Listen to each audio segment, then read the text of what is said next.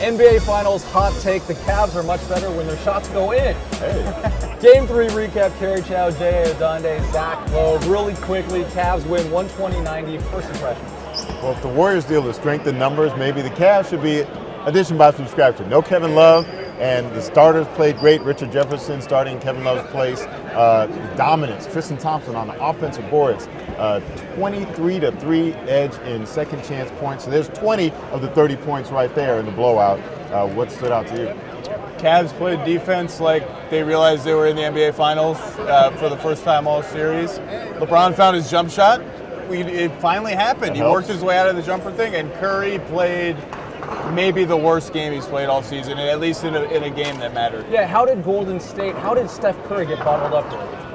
Well, they've been doing a good job with it all along, and their perimeter defense has been great. They're not letting him go. They're trapping him, and they're not allowing the Warriors to do that Curry to Draymond Green pick and roll, which has been so effective for them over the last 2 seasons. So they've taken all the perimeter stuff away, forced Steph Curry to be a passer. Tristan Thompson is doing a great job. When he gets switched, usually when a big man gets switched on Stephen Curry, it's lights out. But he's stayed with him and forced Curry into turnovers or missed shots. Klay Thompson not able to bail Curry out. He's just off, too. Fry got a couple deflections on him, too. Fry held his own. Kyrie was better. I mean, he was just better getting around screens when Curry didn't have the ball. He stayed attached to him more often than not. Didn't get lost. But to me, they just roasted Curry on the other end of the floor. Just absolutely abused him defensively.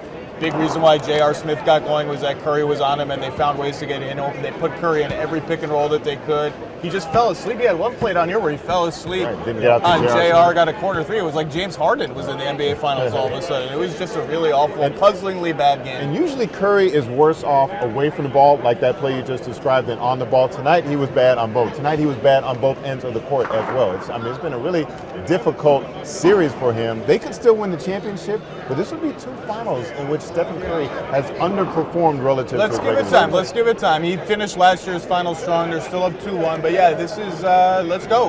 Let's go. You brought it up, and real quickly, let's talk about Kevin Love. His absence, the Cavs win. What does his absence mean for the Cavs moving forward?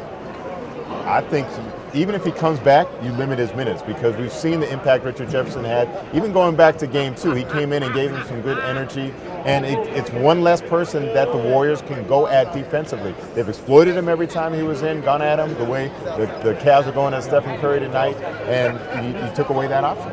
Well, to me, they're just faster on defense. There's one less negative that you got to cover for or worry about as they fly around the floor. And offensively, his post game just hasn't been effective in this series. I think they'll need it, but they found enough ways tonight to get Golden State in rotation and get threes that they weren't getting without him. So if they can keep that up, I think bringing him off the bench is probably a good call. The Warriors' 7-game winning streak against the Cavs over Cleveland. Now trails the series 2-1. Zach Lowe, J.A. Adonde, I'm Kerry Chow.